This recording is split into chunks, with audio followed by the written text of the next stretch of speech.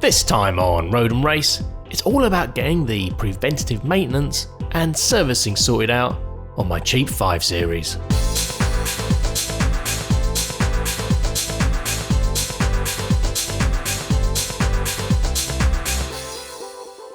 In the last episode, I started the first round of repairs on my cheap BMW 5 Series by sorting out a few of the potential reliability issues. This time it's all about preventative maintenance, servicing things before they become a problem.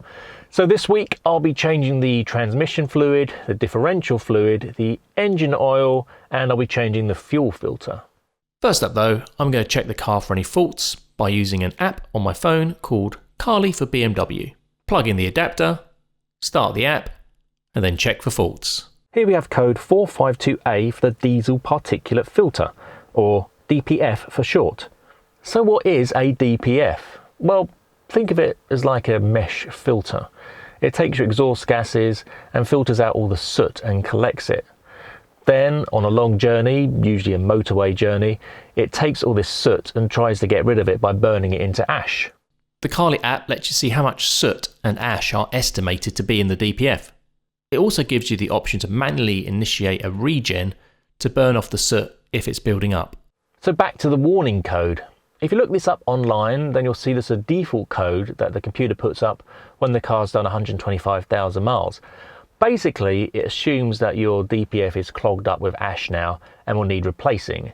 This is a £1,000 part from BMW though, so I'll be looking for the cheaper option and trying to clean it. People have left comments suggesting that I should remove the DPF altogether, as it would improve performance. Now, here in the UK, it's not illegal to remove your DPF, but it is illegal to drive a car without a DPF if it came with one. It's also an MOT failure here since 2018 if they notice it's missing. Plus, the DPF is there to help reduce emissions, and I want to do my bit and I don't want to be polluting more than I have to, so cleaning it seems like the best option. The first of the 2 error codes picked up is for the driver's side mirror. I had already noticed it wasn't heating as it should, but it's nice to have an official code for it. Bit of a scratch on the back of the mirror, so it's always had a bang at some stage. Hopefully it's something simple to repair, like a loose wire or something like that.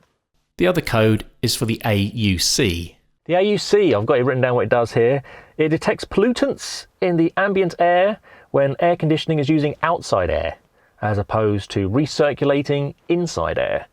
If it detects pollutants, it causes the recirculation flap to go to recirculate mode. I guess basically what it's saying is that if there's a nasty smell or horrible dirty air outside, it stops sucking in fresh air from outside and just uses the air inside the car. Sounds like a nice handy feature. But neither this nor the wing mirror are urgent, so I'll come on to those at a later stage. To make life easier, I'm renting a ramp from This Is Your Garage in Oxford. And as I've never cleaned a DPF before, I'm getting my friend Adam from Volts Technic to show me how it's done. So, just to give you some context, this is what the DPF actually looks like. It's probably about the size of a backpack. And this is the clip we need to remove to get the DPF out. As you can see, it's going to be fairly challenging to get access to it, as it's buried right at the back of the rear of the engine bay. With that off, it's time to get the car in the air.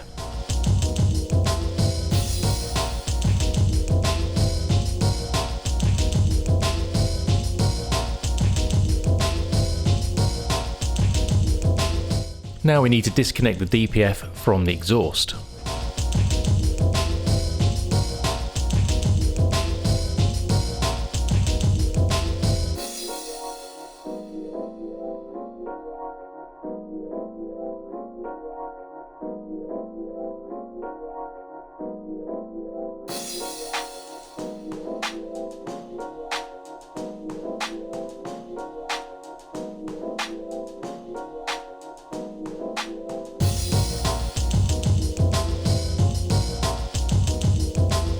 We just need a little bit more room to wiggle the exhaust free, so we disconnected the back box.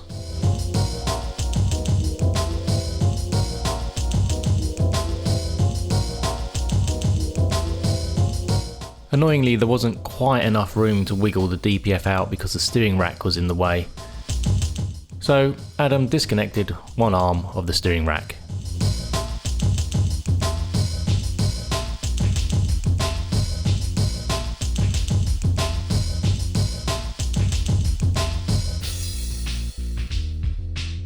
And then it was free! Yeah!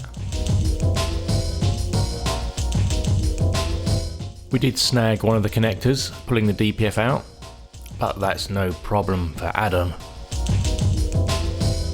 And so on to the actual cleaning. Adam connected up the hot water to the pressure washer and basically blasted all the ash out of it. And here's what came out.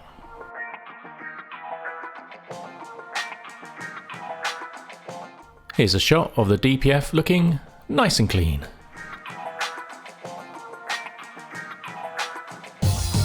And lastly, compressed air was blown into it to dry it off. So now that the DPF is clean, we need to tell the car so we can get rid of that error code. The Carly app doesn't do this yet, maybe in the future, but luckily Adam had a professional diagnostics tool and we were able to clear it there. Next up, let's talk about the gearbox. Big thank you to all of you who commented and brought my attention to the transmission cooler thermostat. This helps keep the transmission at the correct temperature, so it's prudent to check it's working properly. Luckily, the Carly app can do this. Inside the transmission section, you can see the temperature of the transmission. I went for an hour's drive to get the engine up to temperature, and here you can see the coolant temp at a healthy 90 degrees centigrade. The transmission temp got up to 6 degrees centigrade and stayed there.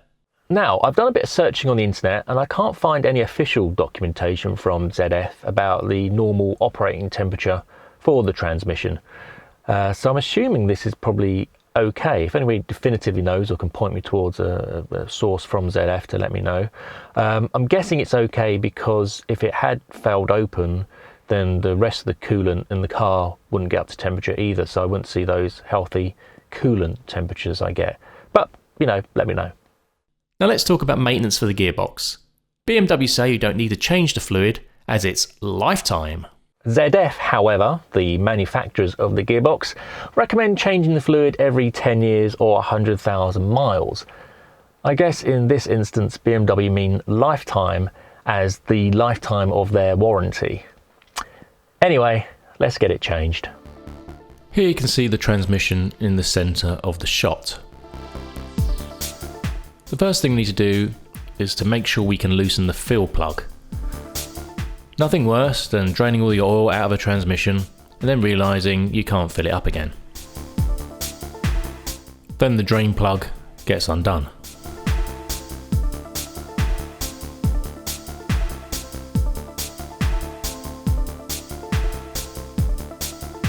On this car, the transmission oil filter is actually integrated into the bottom of the oil pan, so I'm taking it off to replace it. You could ignore Adam struggling away in the background there. He was just trying to get the DPF back in the car.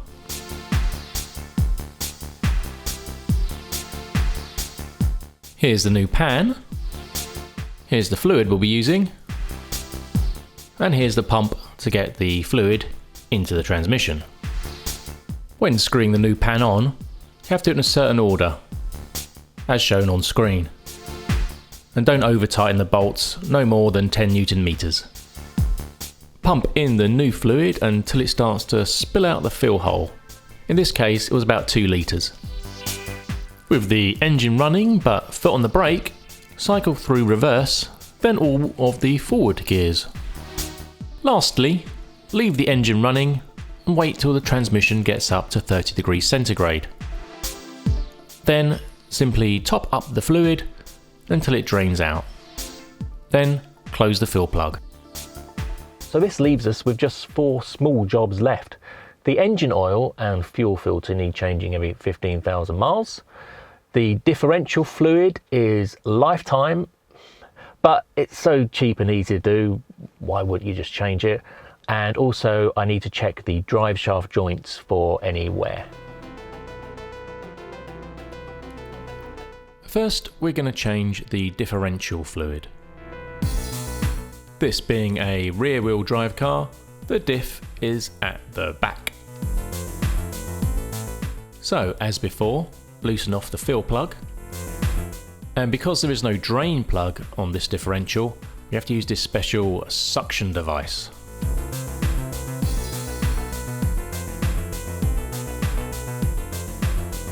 Just pump the handle and it sucks all the fluid out of the diff.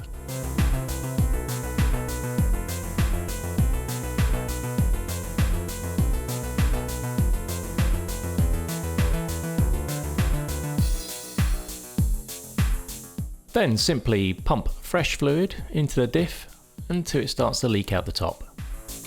I used just under 2 litres.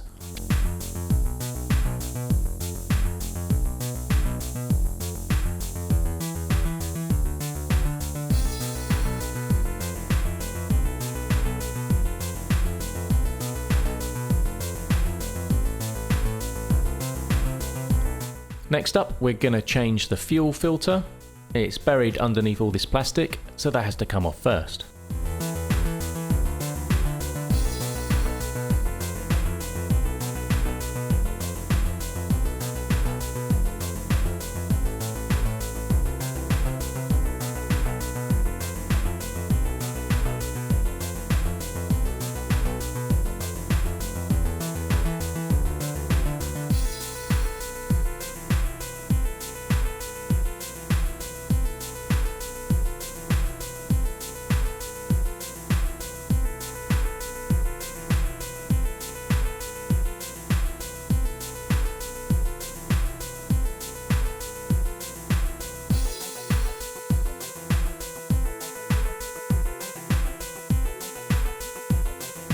Here's the new Bosch filter we're going to be putting on the car.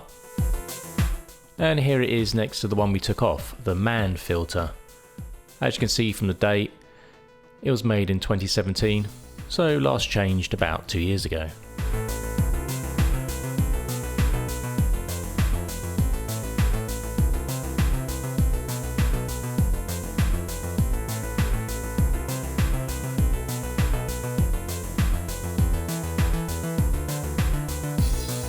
Once connected back up, run the car and have a look for any leaks. Now a quick engine oil and filter change.